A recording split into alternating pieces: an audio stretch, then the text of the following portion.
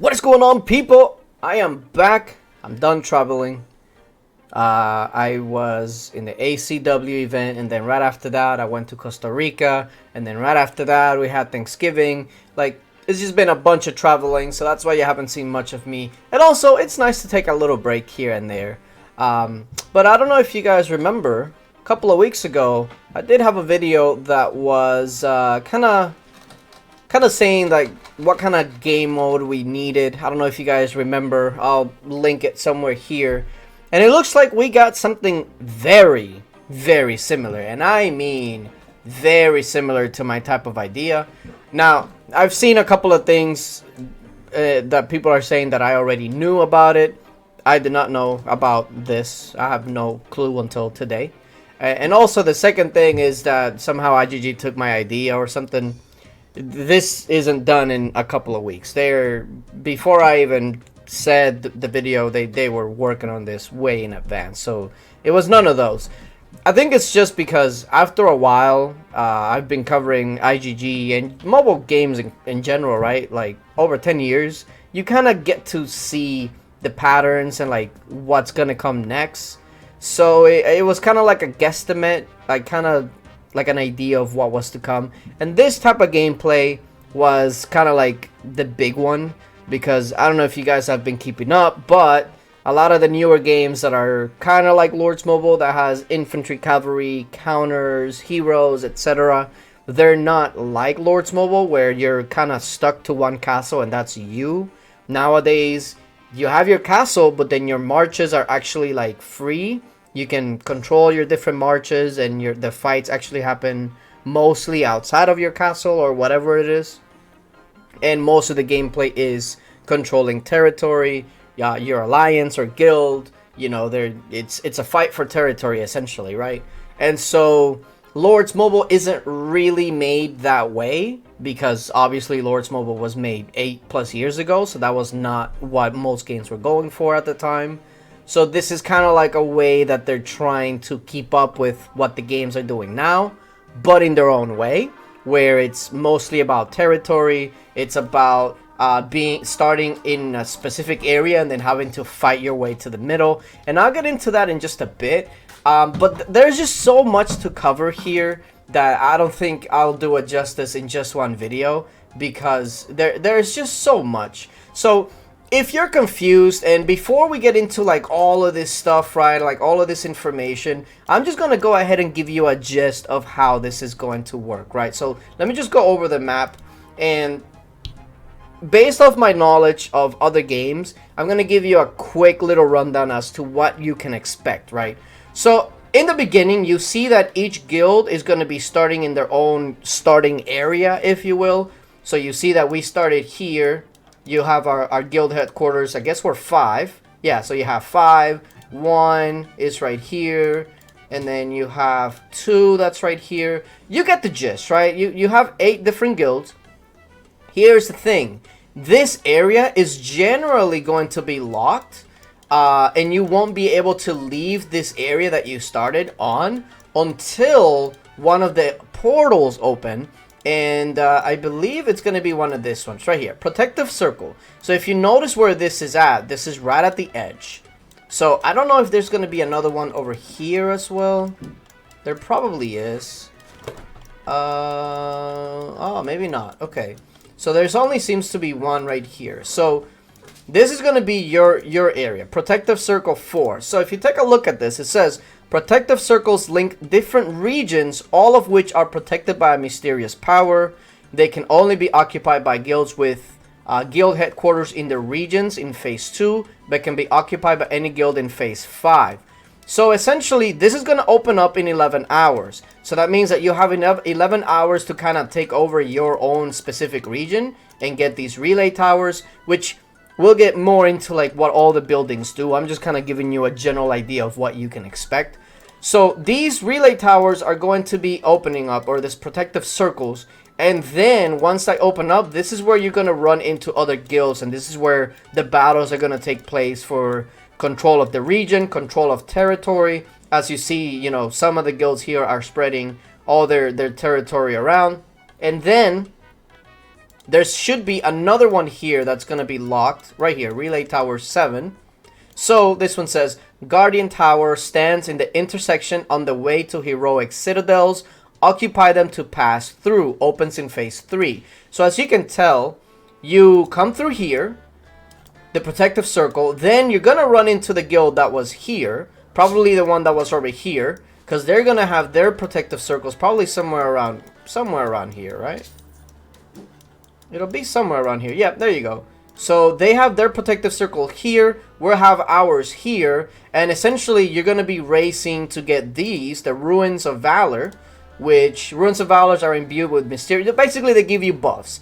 So the guild that you're next to, you're going to be racing to try to take these buffs.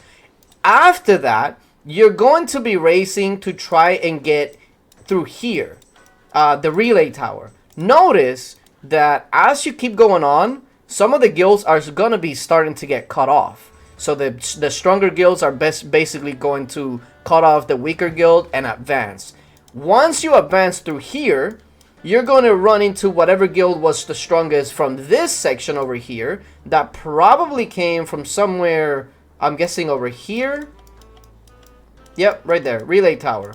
So the winner of that one is going to be able to get through the Relay Tower. And as you can tell, it's going to be a fight for territory again to take over the heroic citadel, which I'm guessing gives you some sort of bonus, 20% army boost, and it gives you 2,000 points. So you get the gist, right? You pretty much have to keep fighting, gaining territory, beating the other guild that you're going to be facing through the territory to finally get here, beat the other guild that won that little area, that section, beat that guild to this territory, and then I'm sure there's going to be another one somewhere around here that'll link you to the bigger area. Let me see. It'll be somewhere around here. There it is. Tower of Fortitude. Tower of Fortitude stands in the intersection on the way to the Pioneers Monument. Occupy them to pass through. Opens in stage 4. So as you get through here, notice that there's only 4. There's going to be 4 passes. I'm sure that there's going to be one here. Yeah, there's going to be one here.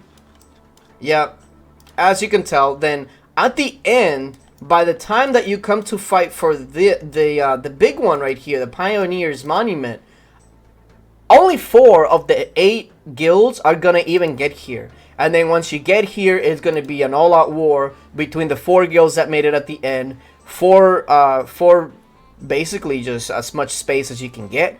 And then if you dominate, then you can start spreading your territory towards the weaker guilds and start taking over their heroic citadels, etc. That way you get as many points as you want.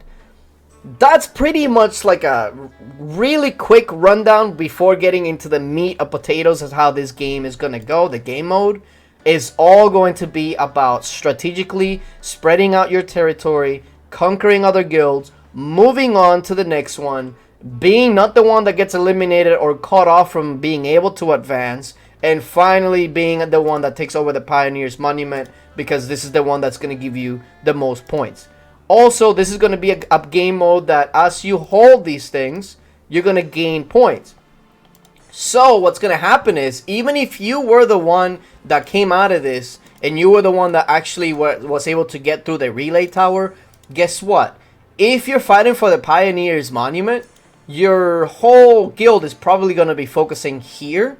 But that means that whatever guild you beat over here, that means that they're probably going to try to keep advancing and take over some of the territory that you didn't let them take.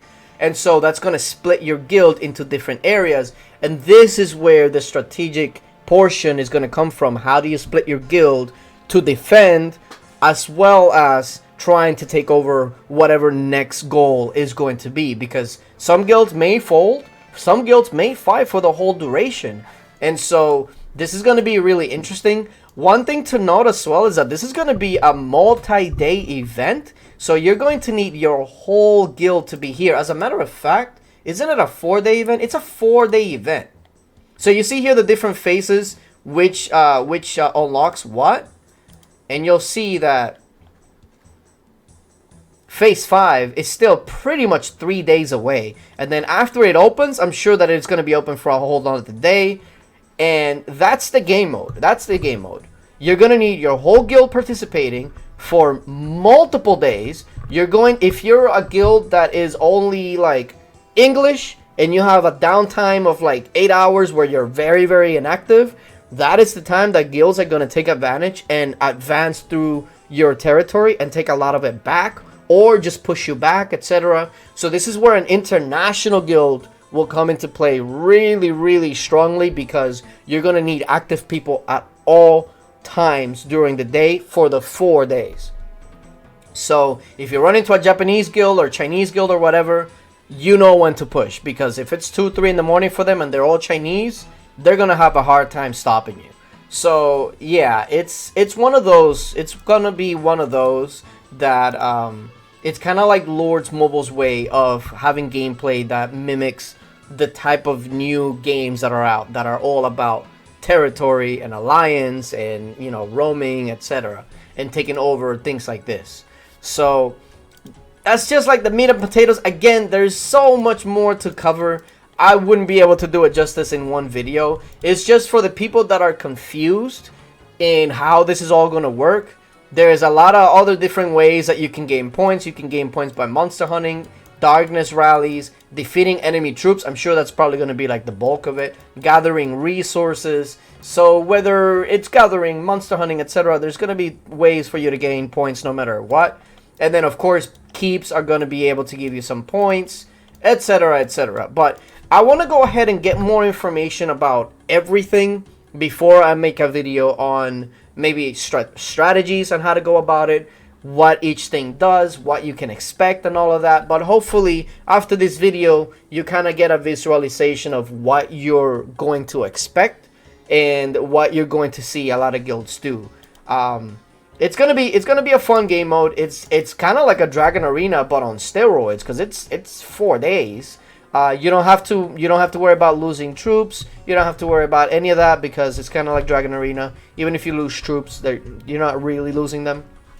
So yeah, but yeah, I just want to let you guys know that I'm back, and I'm gonna make a separate video about some of the stuff. Maybe some videos about my travels, and because boy, did I have a great time. But I'm back. We're back on this. We're gonna go ahead and see if we can break this down even more on the next video, for those of you that maybe are not so confused, that now kind of know what to expect, but you need more information as to how it's all going to work. Next video we'll go ahead and cover that, but I just wanted to let you guys know that this is pretty much like a generalizing how the whole game mode is going to go. But yeah, hopefully if you find this helpful, make sure that you hit that like button, share, hit all the buttons, because we're back, baby. We're back. Share the online chat and all of that. And I just want to say, that video that I uploaded 2 weeks ago, or however long it was like right on. Like I almost called it like almost to the T. Now I was a little off, you know, some of the stuff, but like I knew that something like this was coming down the pike, because that was the next natural way of like improving the gameplay. And as we both know, we needed more gameplay. There's too much ranking events. There's too much stuff that's not really gameplay. We needed more gameplay. So here we have it. Now what's interesting, before we go, this is gonna be a 4, maybe 5 day event. I'm not really sure exactly how long it's gonna be. So is it gonna overlap over other events like Dragon Arena, Guild Fest, Baron, Emperor? Like, when is this gonna take place? Is this gonna take place during the week? Because during the week there's normally no event. So maybe this is gonna take place during a week well, there's no event, and so it doesn't matter that you're 4 or 5 days away. The other thing is, your castle is gonna be here. So does that mean that you're basically gonna leave your kingdom and you're gonna be here? So then what happens when it's like wonder battles? Do guilds know that it's gonna be your wonder battles and they take advantage and start pushing? You know, like there's so many factors that it's gonna be interesting to see like what strategies people come with. The last little tidbit that I want to let you guys go before, I don't know what I just said, but before I let you guys go, one thing that I noticed is that, like, this all looks fun and all that, but one thing I'm really, really, really disappointed on is the rewards, right? Because let's say you're at the top, rank 1. You get 3,100 Pioneer Rock. That's going to be the new currency. 3,100, apparently. Now, I don't know if this goes, like, to blue and purple and gold and all of that, and maybe it goes, like, way up. But right now, this is all I see. I'm hoping that it goes way up, but the rewards. There's a new artifact. Okay, like, oh, you guys probably don't see it, but it's cavalry defense, infantry max HP with battle fury, and training speed. Like, okay. The rest is like astrolite stuff. Blazing ember. Okay, monstrous chest. Steam path and crafting chest. That's okay, but like they cost a lot. For one chest is 600, so you can only get like a couple of chests. Speed ups. Like, the rewards are... I don't look at these rewards and I'm like, wow, I definitely got to do this game mode. With Dragon Arena, you saw the reward. I mean, at the beginning, it was literally just one reward, right? But it was a hero. And not just a hero, it was a really good hero. Here, I don't really see the... Oh, Bullmeister is really good. There's an artifact that's okay. Like, these rewards, I hope, are going to change or at least improve, because there's nothing here that people are like, wow, I definitely got to do this game mode. Put 4 or 5 days of time into this game mode, and then... I don't know. Hopefully IGG sees this and realize that these rewards are not it. You're not going to put 4 or 5 days of effort into... this. It's just, it's not appealing. I mean, I'm not saying that these are bad. They're good, but is it 4 or 5 days worth of effort good?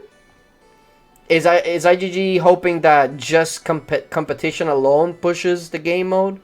Like, that's great, you know. Guilds are going to be competitive and they're going to want to win regardless of the reward, right? The reward itself is just going to be winning.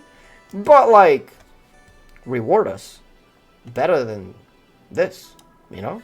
Like, this is not rewarding. This is just afterthought rewards, in my opinion. This needs to change. Other than that, we'll see how it goes. Hopefully this helps a lot of people that might be confused, at least to be a little less confused. And then the next video will dive deep into all the different things, all the buffs, how you take over a territory, all of that good stuff. So check back on that. But yeah, appreciate you guys for coming through. And until later, bye.